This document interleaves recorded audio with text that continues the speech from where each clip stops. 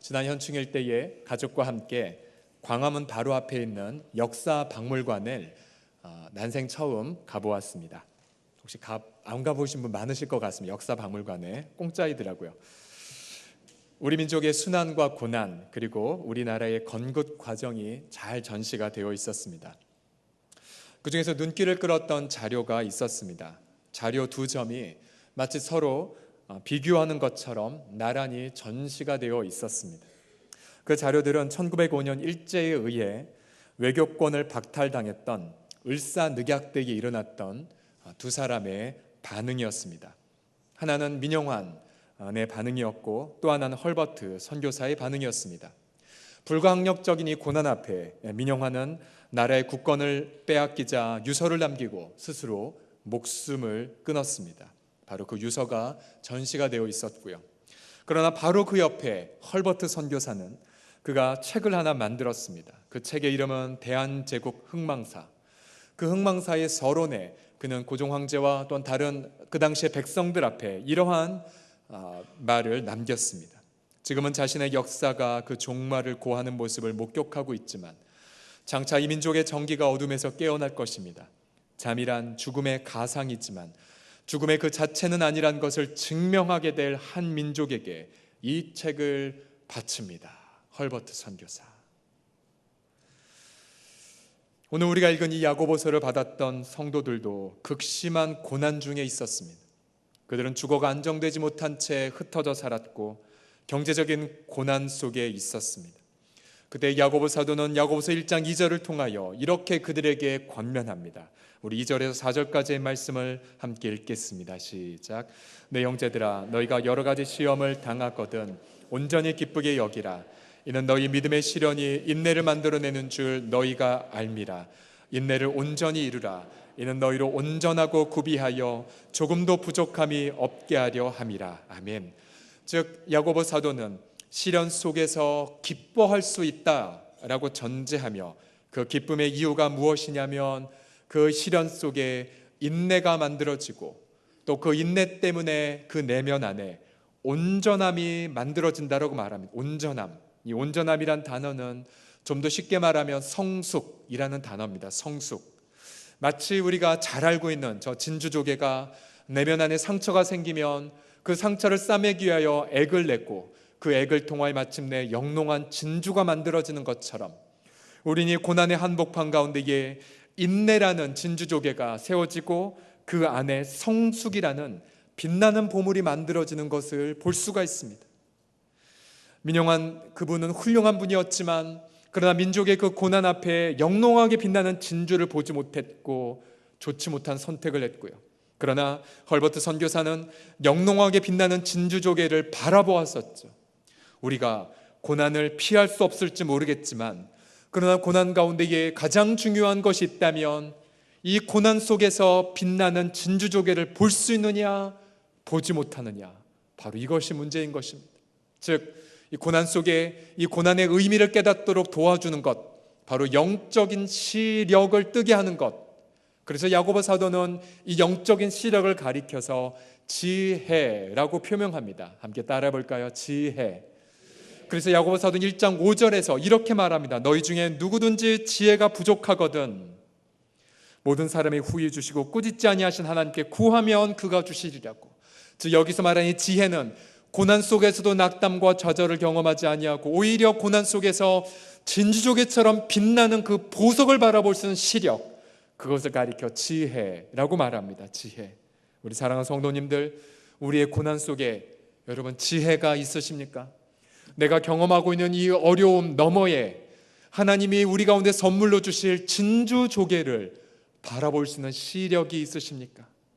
그래서 우리는 이 고난 중에 빚어지는 성숙의 내용, 특별히 야고보 사도가 경제적인 극심한 어려움 속에 있는 성도들을 향하여 바로 너희 가운데에 진주처럼 빛나는 저 보석을 바라보라고 말하였을 때에 고난 중에 빚어지는 성숙의 내용은 무엇이겠습니까?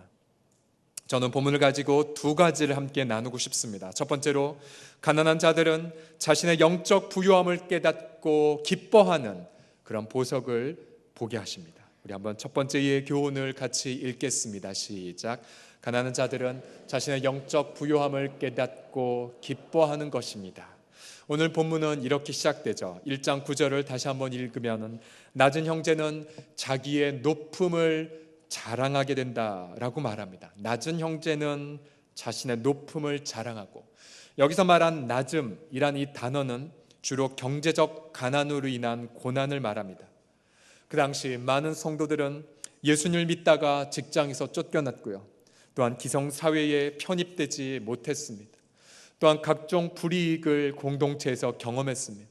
당시에 또한 많은 성도들은 지금 우리나라에 약 600만 명가량 되는 비정규직 노동자들이 있다고 하는데, 그러나 비정규직 노동자보다 더 심한 학대와 대우를 받는 노예로 있었습니다. 그런데 이 하나님이 주신 이 지혜는 우리의 눈을 뜨게 해주십니다. 그리고 우리가 눈을 뜨게 해서 우리가 지금 현재 누리고 있는 영적인 높아짐을 바라볼 수 있게 만드십니다. 여기서 말하는 이 높음이라는 이 단어는 바로 영적인 부요함을 말하고 있습니다. 영적인 부요함. 사랑하는 성도들이여, 무엇이 높아질 수가 있을까요? 우리가 예수 믿는 순간 우리가 갑자기 돈이 생기는 것 아닙니다. 혹은 갑자기 승진을 하거나 혹은 좋은 학교에 우리가 진학하는 것은 아니죠. 근데 예수 그리스도를 구주와 주님으로 영접하는 순간 우린 예수님 안에 있는 모든 그 부요함들, 즉 하늘에 있는 모든 부요함들이 성령 안에서 우리 안에 임하는 것을 경험하게 됩니다. 바로 예수님의 평강이 우리 안에 들어오고요, 예수님의 기쁨이 우리 안에 들어옵니다. 또한 예수님의 의로움이 우리에게 들어옵니다. 예수님의 비전과 예수님의 꿈이 우리 안에 들어옵니다. 아멘 할 때까지 하겠습니다. 예수님의 그 놀라운 부요함이 우리 가운데에 임합니다. 그래서 가난 때문에 우리 마음이 상하지 않게 되죠. 그리고 가난 때문에 우리가 열등감에 빠지지 않게 됩니다. 할렐루야. 전 예수님 믿기 전에 마음에 우울감이 가득했고 허무감이 가득했던 사람이었습니다. 그렇다고 그 당시에 제가 불우했거나 또 공부 못해서도 아니었습니다. 저도 꽤 공부를 잘했던 사람이었는데요. 이 말을 제 말하니까 너무 의미가 없는 것 같습니다. 그런데 그 당시에 제 인생에 의미가 없었습니다. 의미가 없었고 살 소망이 없었습니다. 그러다가 예수님을 구주와 주님으로 영접한 그 순간 예수님이 제 마음속에 들어오셨는데 제 인생의 허무감 대신에 제 인생에 의미가 있다는 것을 보게 되었습니다. 제 10년 후, 20년 후에 어떻게 펼쳐질지 알지는 못했지만, 그러나 무엇인가 예수님을 영접한 순간 제 인생에 의미가 있는 것, 제 마음의 허무감 대신에 무엇인가 채워지는 것 같은 것을 경험하게 되었죠. 야고보 사도가 말한 것처럼 낮은 형제는 자신의 높아짐을 뭐하라고요? 자랑하라고요. 특별히 우리 가운데에 저 민영환 선생님처럼 불가항력적인 고난 앞에 스스로 목숨을 끊으려는 생각 때문에 지나간 밤 괴로워하셨던 분이 계십니까? 그러나 여러분, 하나님의 지혜가 이 예배 가운데에 임할 것입니다. 그리고 예배 가운데 임하였던 그 지혜 때문에 우리는 내가 선택하지 않은 고난 너머에 있는, 우리가 지난주일 말씀을 들은 것처럼 저 무지개를 바라보게 하여 주실 줄을 믿습니다. 그래서 우리는 그 무지개 때문에 우리 가운데 있는 영적 부요함을 경험하게 되고 발견하게 되고 누리고 체험함으로 말미암아 가난함에도 나의 높음을 자랑하는 사람, 바로 영적 부요함을 누리게 될 줄을 믿습니다. 옆 사람 눈을 보며 이렇게 축복하겠습니다. 당신은 부자입니다. 시작. 당신은 부자입니다. 약 8년 전에 주로 서민들이 많았던 동네에서 제가 청소년 사역을 할 때였습니다. 주로 그때의 아이들의 간식은 뭐였냐면 첫째 날 떡볶이, 그 다음 날 순대, 그 다음 날 떡볶이, 그 다음 날 튀김이었습니다. 경제적으로 가난했지만 그러나 가장 큰 문제가 있었습니다. 그건 뭐냐면 마음도 가난했다는 사실입니다. 여기서 말한 마음이 가난했다는 것은 좋은 의미의 가난이 아니라 주로 열등감 그리고 불우한 마음이 가득했던 마음을 뜻합니다. 즉 하나님 앞에 우리는 이렇게 살 수밖에 없어, 우리는 어쩔 수 없어, 어쩔 수 없는 존재라고 하는 깊은 열등감이 아이들의 마음속에 가득히 있었습니다. 그러던 어느 날 이제 고3 아이들이 수능을 앞두고 있었는데요, 하나님 앞에 기도하면서 아이들이 이렇게 선포했습니다. 얘들아, 우리 사실 가난하지만, 그리고 우리 당시 있던 저희 교회가 건축비 때문에 쪼들려서 아이들에게 제대로 이렇게 사역비가 지급 안 됐었습니다. 얘들아, 우리 가난하지만 그러나 우리 하나님은 부자란다. 우리 하나님 부자란다. 성경에 보면 말이야, 악인의 쌓은 재물은 의인을 위하여 있다고 말했고, 또 이사야서에 보면 하나님의 영광이 백성들에게 임하면 열방의 재물이 하나님 백성이 몰려온다고 말했단다. 얘들아, 수능일날 내가 크게 쏠게. 그 당시에 있던 동네에서 가장 좋은 음식점 중에 하나가 빕스였습니다. 빕스. 아이들은 꿈도 못 꾸는 곳이었습니다. 내가 너희들 거기에 데려가서 쏠게. 수능 보고 와. 그러나서는 열심히 기도했습니다. 하나님, 돈은 하나도 없고 하나님 채워주십시오. 아이들 머릿수가 많은데 다 채우려면 꽤 돈이 들 텐데 하나님 다 돈 주십시오. 그리고 기도했더니 몇몇 사람들 통하여 돈이 생겼습니다. 그리고 수능일날 아이들에게 마음껏 쏘았어요. 수능일날 그 스트레스 받은 아이들 다 한 군데 모아놓고 마음껏 음식 먹고 아이들이 수다 떨면서 늦게까지 남아있을 때 저는 알았습니다. 아이들에게 그 불호와 열등의 영이 떠나가고 있는 것을 전 느꼈습니다. 그때부터 아이들에게 그렇게 선포했습니다. 얘들아, 하나님의 비전을 위해서 우리가 마음껏 구하게 되면 하나님 마음껏 채워주신다고. 그 당시에 중학생의 아이가 예배 인도자를 세우길 원한 열망이 있었습니다. 그 아이에게 그 당시에 호주의 어느 한 교회의 컨퍼런스에 예배 인도자들이 모이는 모임이 있었습니다. 우리가 선포했습니다. 난 너를 보내겠다고. 그래서 우리가 기도하면서 해서 그 당시에 중학생밖에 안 되는 친구가 하나님이 주시는 후원금을 가지고 가서 그 호주의 땅에 가서 귀하게 예배 훈련자로 사역했던 것들을 경험할 수 있습니다. 지금 그 친구는 신학교에 가서 정말 한국교회 다음 세대를 준비한 예배 인도자로 잘 알차게 훈련을 받고 있습니다. 그렇습니다. 사랑하는 성도님들, 우리가 때론 경제적으로 힘들 수 있습니다. 어려울 수도 있습니다. 그러나 여러분, 이 예배 시간, 우리 2013년 6월 이 예배 시간에 저랑 한 가지 분명한 결단의 약속을 해주십시오. 여러분, 마음 안에선 절대로 열등감을 갖지 마십시오. 여러분, 마음에선 절대로 불우한 마음 갖지 마십시오. 오히려 하늘과 땅의 모든 권세 가진 예수님이 성령으로 우리 안에 거하시기 때문에 여러분, 하나님 앞에 선포하십시오. 나는 부유한 자라고, 우리 가정은 부유한 자라고. 여러분, 그래서 마음속에 이렇게 한번 비교해 보십시오. 때로는 우리 이웃이 나보다 연봉도 많고 사회적으로 잘 나갈 수도 있고 또 평수도 넓을 수 있습니다. 여러분, 속으로 이렇게 생각하십시오. 난 너보다 더 부자야. 난 네가 갖고 있지 않은 충만한 기쁨이 있어. 난 네가 갖고 있지 않은 충만한 평강이 있어. 난 네가 갖고 있지 않은 충만한 약속의 말씀이 있어. 난 너보다 부자야 라고 직접 말하시면 안 되고요, 속으로 하나님 앞에 기도하시면서 그런 건강한 자부심, 그래서 함께 나아갔을 때에 절대로 여러분 열등감 느끼지 말고 오히려 선한 그런 프라이드, 선한 자부감을 갖고 나아가는 진정한 영적 부유함을 누리시길 주의 이름으로 축원합니다. 때로는 우리가 집에 평수가 적다고 열등감 느낄 수도 있죠. 여러분, 그러나 평수가 작아도요, 하나님 보시기에 하나님이 정하시는 평수가 있습니다. 그건 뭐냐면 바로 하나님의 임재의 평수입니다. 하나님의 임재의 평수. 제가 직업이 이러다 보니까 재벌도 만나봤고요, 정말 잘 나가는 사람도 만나봤고 정말 가난한 분들도 만났죠.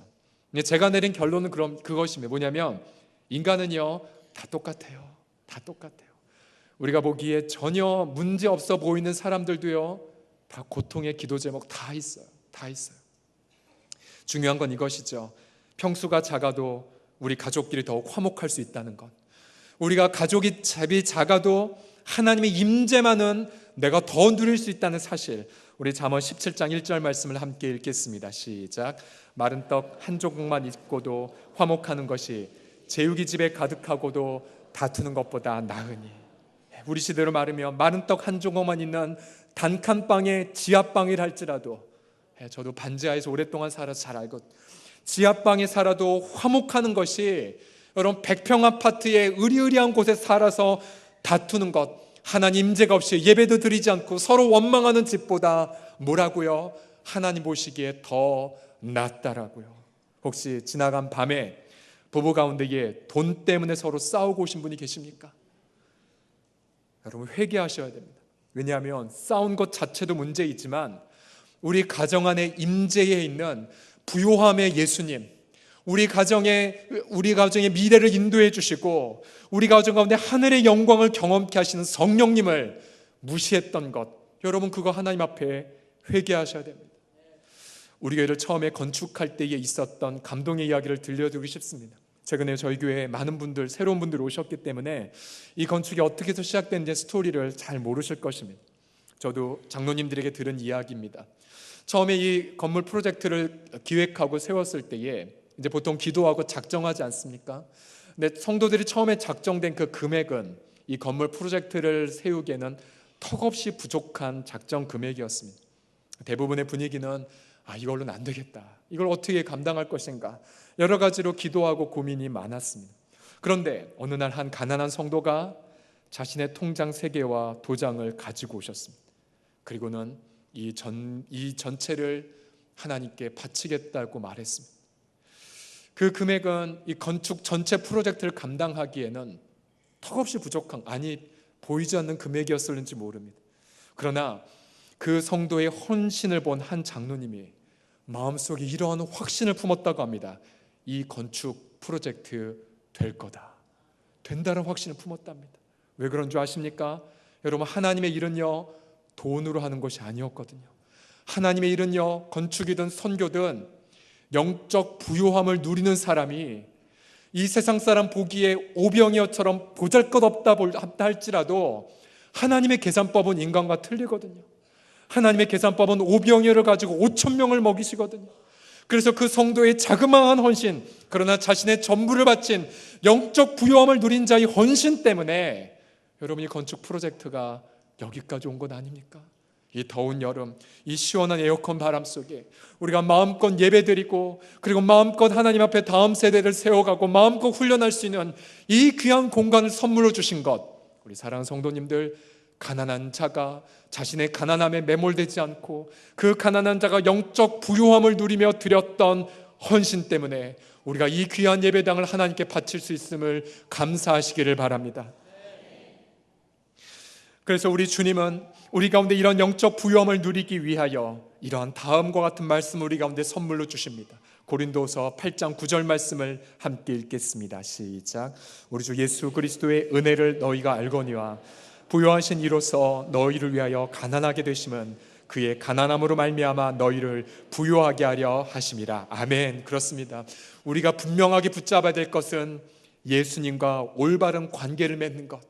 혹시나 우리 가운데에 이 부요하신 자로서 우리를 위하여 가난하게 되신 예수님을 마음의 구주와 주님으로 영접 안 하신 분이 계십니까?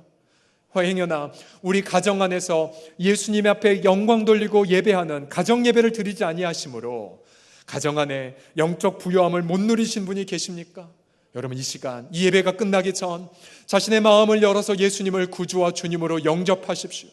또한 예배가 끝나기 전 자신의 가정 안에, 우리 가정 안에 가장 중요한 우선순위는 바로 이 예수님을 영광 돌리는 것, 부요하신 자로서 가난하게 되시면 그의 가난함을 인하여 우리를 부요케 하시는 예수님 앞에 영광 돌리겠다라고 하는 가정 예배에 구체적 결단하시는 모든 성도님 다시 되시기를 예수님의 이름으로 축원합니다.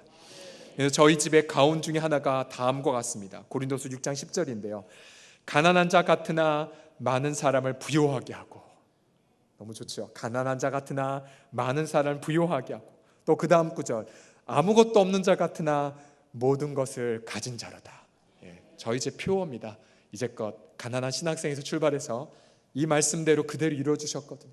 가난한 자 같으나 많은 사람 부요케 하고, 아무것도 없는 자 같으나 모든 사람을 가진 자로다. 전 이 모든 말씀이 저뿐만 아니라 우리 성도님 모두에게, 또 우리의 모든 자녀들에게 구체적으로 이루어 주시기를 주님의 이름으로 축원합니다. 다시 한번 옆 사람이 눈을 보며 선포합시다. 당신은 부자입니다. 시작. 마지막으로 고난 중에 빚어지는, 그리고 고난 중에 하나님이 주신 지혜로 볼 수 있는 보석처럼 빛나는 성숙의 내용, 진주조개처럼 빛나는 성숙의 내용은 무엇입니까? 두 번째로는요, 부유한 자들은 낮은 자리에서 기쁨으로 섬기는 성숙입니다. 우리 같이 두 번째 부분을 함께 읽겠습니다. 시작. 부유한 자들은 낮은 자리에서 기쁨으로 섬기는 것입니다. 성경은요, 결코 돈 자체를 정죄하지 않습니다. 또 성경은 많은 부자들이, 예를 들어 아브라함 부자였죠, 요셉 부자였죠, 다니엘 부자였죠.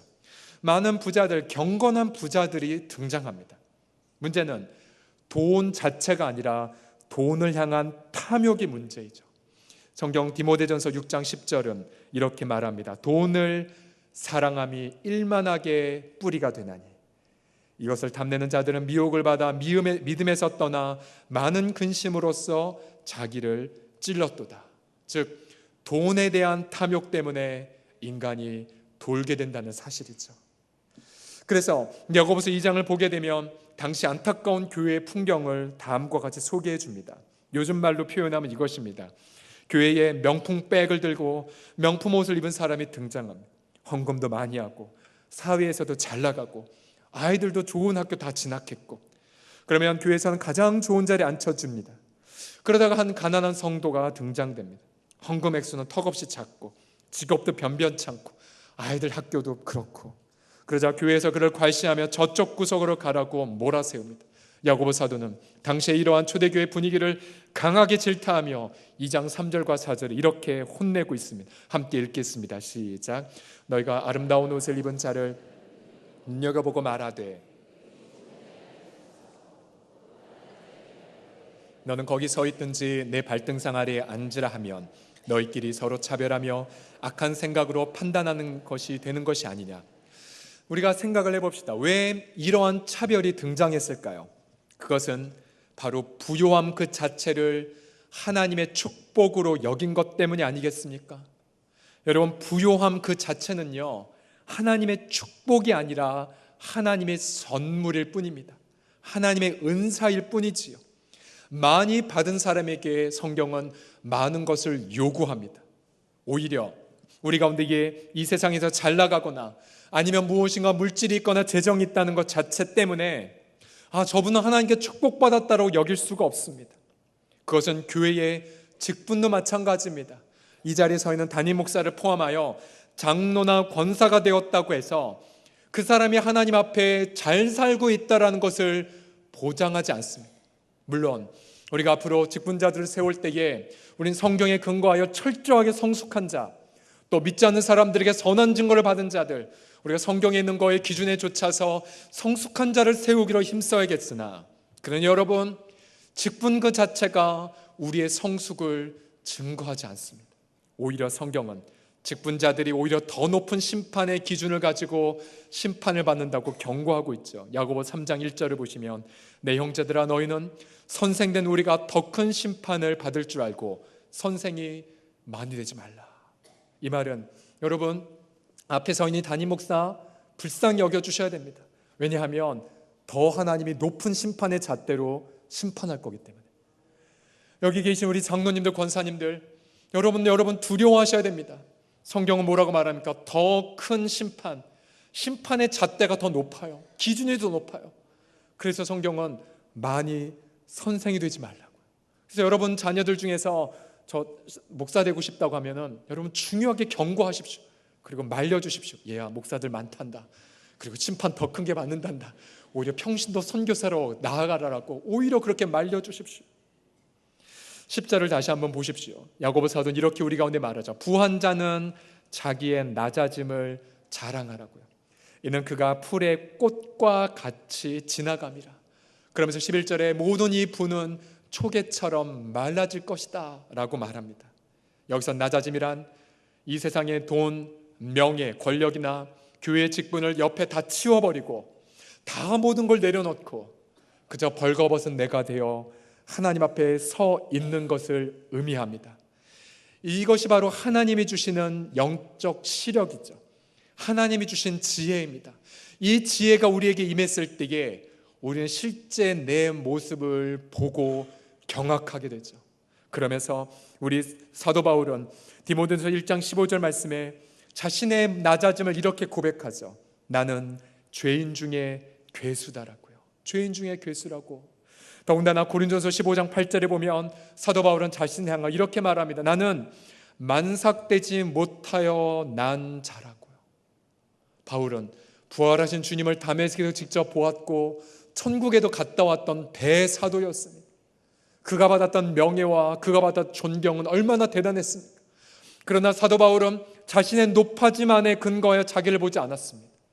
하나님이 주신 영적 시력으로 자신의 낮아짐을 보았습니다. 그리고 그 낮아짐 안에서 하나님 앞에 기뻐했습니다. 만약 우리가 이 땅에서 나의 낮아짐을 발견하지 못한 채 그저 나는 높은 자고 나는 축복을 많이 받은 자라고 여기며 천국까지 심판 앞에 이르렀을 때에, 그때 우리는 그 자리에서 부끄러움을 당하게 되죠. 천국의 심판대 앞에서 주님 앞에 너 나 위해서 뭘 하고 왔니? 나는 너가 뭘 하고 있는지 모르겠다라고 엄중한 심판을 받는다면, 여러분 지금 이 시간에 낮아지는 것이 필요하겠습니까? 아니면 저 천국 심판대 앞에서 낮아지는 것이 더 지혜롭겠습니까? 저는 언제나 하나님 앞에 이러한 기도를 합니다. 하나님, 특별히 여러 번 말씀드렸지만 이 앞에 말씀을 맡은 자들, 그리고 담임 목사들, 여러분이 얼마나 스스로 속기 쉬운 위치에 있습니까? 종종 하나님의 말씀을 주셔서 말씀을 준비하면, 그러면 우리는 이런 착각을 하게 됩니다. 내가 말씀을 이렇게 전했으니까 말씀을 전하는 내용과 같은 사람이 나이겠지라고 착각합니다. 여러분 그거는 착각입니다. 왜냐하면 하나님은 우리를 긍휼히 여겨주셔서 마른 나무 막대기밖에 안 되는 사람을 사용하셔서 말씀을 주시는 것뿐이거든요. 그렇다면 말씀 전하는 자는 그 말씀 전하는 것 앞에 열매를 맺는 것은 또 다른 문제이거든요.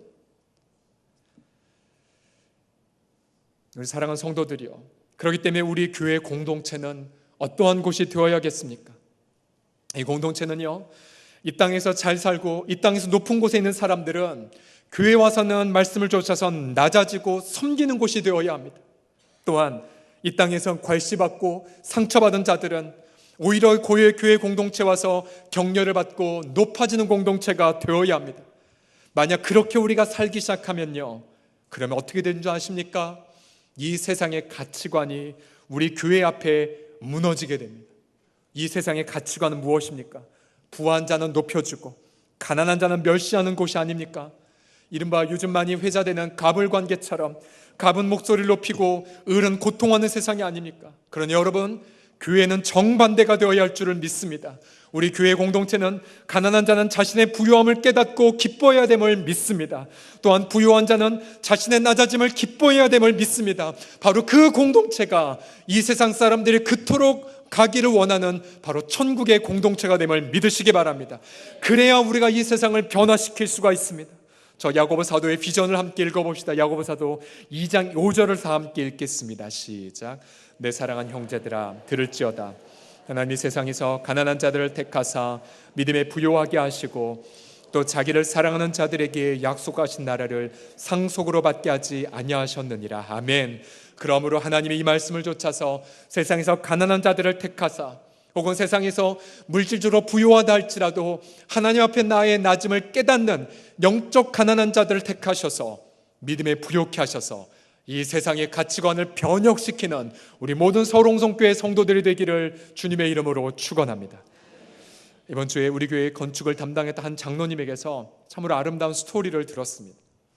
이제 건축이 준공되고 감사 예배를 드릴 때였습니다. 여러분, 이 교회를 건축하는데 약 200억가량이 들었다고 합니다.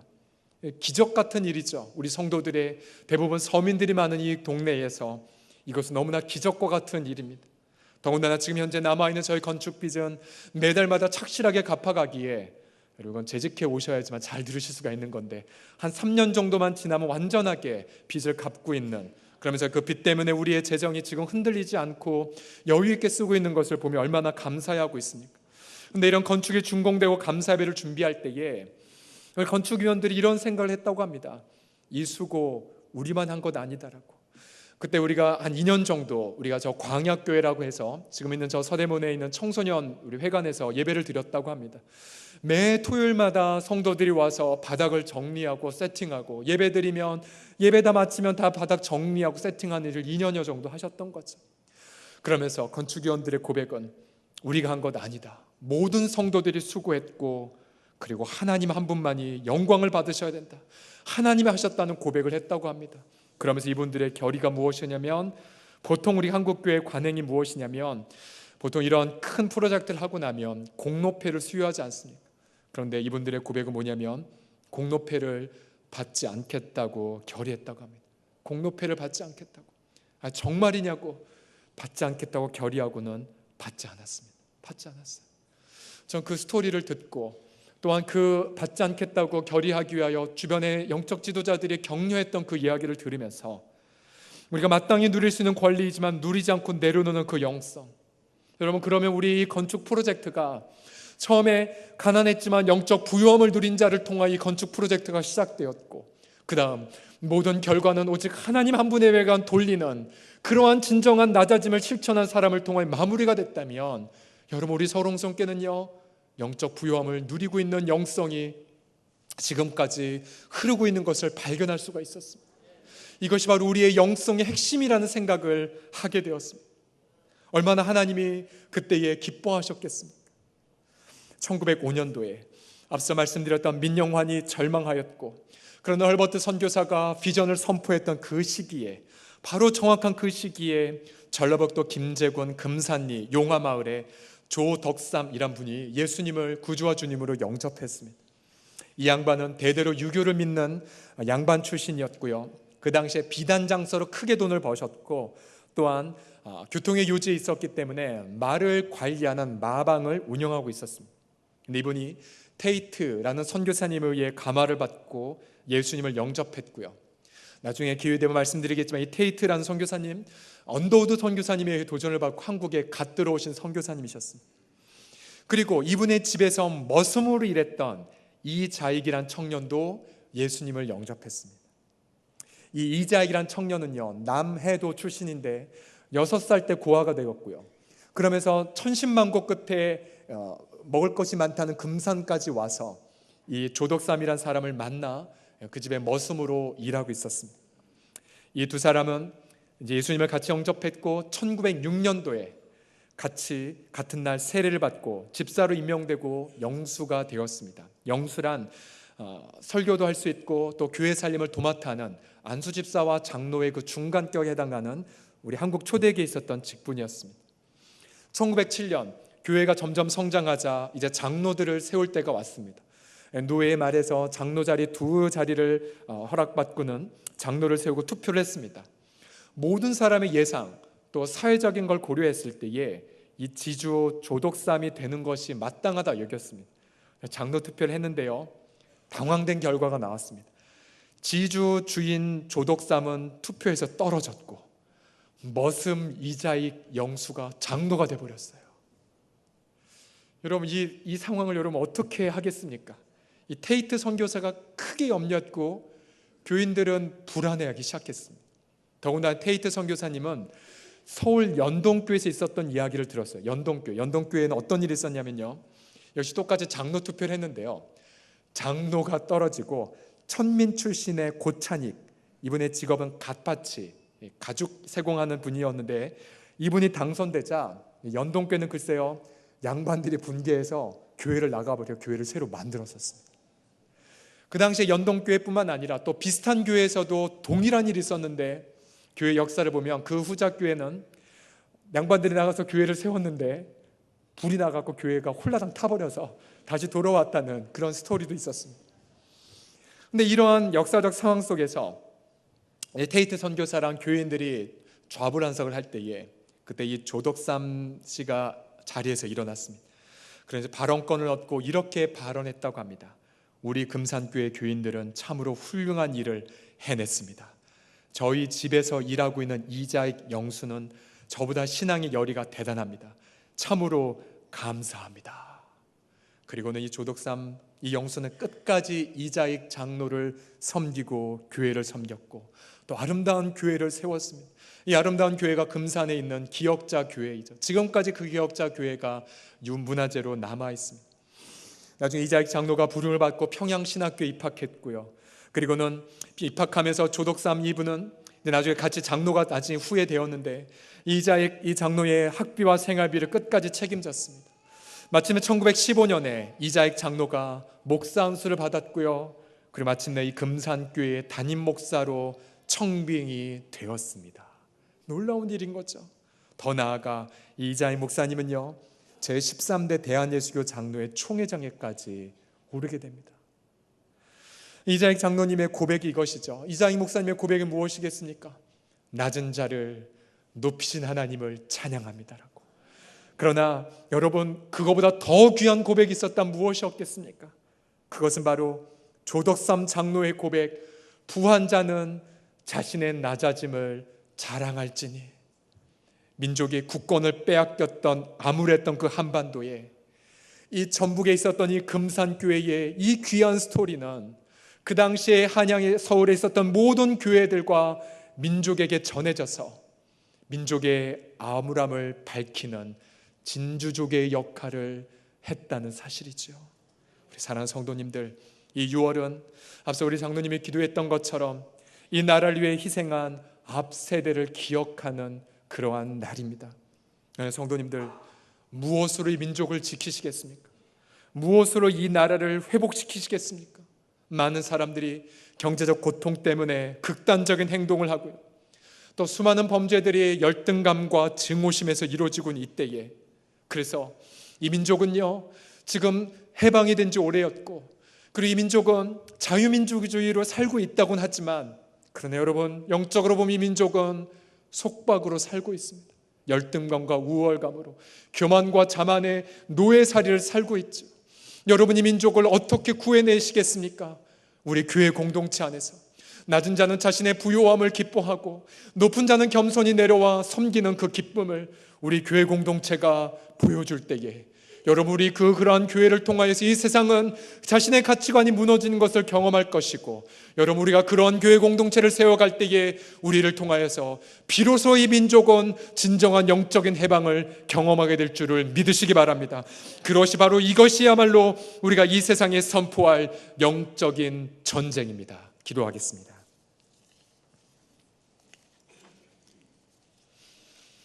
오다 자리에서 기도하는 마음으로 일어나 주십시오. 우리 함께 시간 자리에서 기립하셔서 기도할 때에, 하나님 아버지, 내 마음속에는 열등감과 우울함을 예수의 이름으로 대적합니다. 우리 가정 안에 더 이상 돈 때문에 서로 싸우지 말게 하여 주시고, 가정 안에 무엇보다 예수님 앞에 영광 돌리는 예배가 회복되게 하여 주시옵소서. 아버지, 우리의 공동체는 부한 낮은 자는 높아지고 높아진 자는 낮아지는 천국의 가치관을 이루게 하여 주시옵소서. 함께 시간 통성으로 기도하겠습니다. 살아계신 우리 아버지 하나님, 감사드립니다. 하나님 아버지요, 그렇습니다. 우리의 공동체, 아버지, 우리의 아버지 하나님, 이 교회는 아버지 하나님, 이 세상에 천국의 아버지 아름다운 가치관을 나누어야 될 것임을 믿습니다. 우리 아버지 하나님이요, 우리 가운데에 열등감과 불호함으로 아버지 하나님의 마음이 상한 채 아버지 고통한 우리의 성도들, 아버지 하나님, 예수님의 이름으로 자유함을 누리게 하여 주시옵소서. 우리 아버지 하나님이요, 우리의 성도들이 아무리 이곳에서 자신의 영적인 눈을 뜨게 하여 주셔서 아버지 부요함을 경험하게 하여 주시옵시고, 또 아버지 하나님, 부한 자는 자신의 낮아짐을 기뻐하며 아버지 하나님, 저 조덕삼 장로처럼 기쁨으로 아버지 하나님 교회 공동체를 섬기며 낮은 자를 아버지 위로하며 나아갈 수 있도록 주여 도와 주시옵소서. 그래 우리 가운데에 지극히 가난한 자가 아버지 하나님 앞에 위로를 받고 격려를 받게 하여 주옵시고, 아버지, 그래서 우리가 민족을 치유하고 세상을 변화시키는 낮아짐의 그 파워를 아버지 함께 나눌 수 있도록 주님 도와 주시옵소서. 이 시간 우리를 위하여 가난하게 되어셔서 그의 가난함을 인하여 우리를 부욕하게 하기 오신 예수님의 이름으로 선포하노라. 우리의 각 가정 가운데 있는 모든 영적인 열등감과 영적인 불우한 마음과 영적인 상처들이 예수의 이름 명하노니 떠나갈지어다. 더 이상 가정 안에서 돈 때문에 싸우지 말게 하여 주시옵시고, 예수 안에 있는 영적 부유함을 자각하고 예수 안에 있는 그 놀라운 평강과 기쁨으로 하나님 앞에 영광 돌리는 영적 부유함을 누리는 가정들이 되게 하여 주시옵소서. 하나님, 이 귀한 예배당을 세워갈 때에 영적 부유한 자의 헌신을 통해 이루어지기 시작하였고, 또한 오직 하나님께 영광 돌리는 그 고백으로 마무리가 되게 하셨는데, 아버지 하나님, 우리의 공동체를 사용하사 세상을 변화시키는 민족 치유와 세상 변화의 공동체가 되도록 함께하여 주시옵소서. 낮은 자는 자신의 부요함을 기뻐하게 하여 주옵시고, 부한 자는 자신의 낮아짐을 기뻐하며 선택하는 천국의 가치관을 보이게 하여 주시옵소서. 우리 주 예수 그리스도의 이름으로 기도하옵나이다. 아멘.